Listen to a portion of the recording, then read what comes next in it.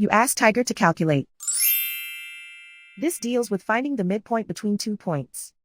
The midpoint between the 2 points is 29, 61.5. Let's solve it step by step. Plot the 2 points and calculate the midpoint using the formula. The coordinates of point 1 are, x1 equals -24, y1 equals 50. The coordinates of point 2 are, x2 equals 82, y2 equals 73. PM represents the midpoint of the 2 points.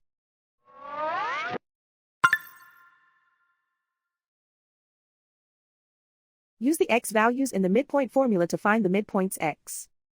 x1 equals -24. x2 equals 82. Simplify the arithmetic.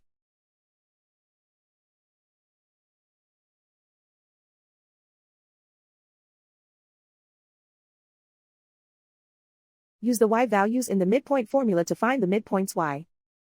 y1 equals 50.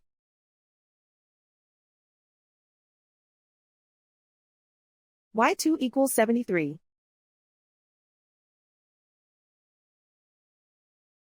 Simplify the arithmetic.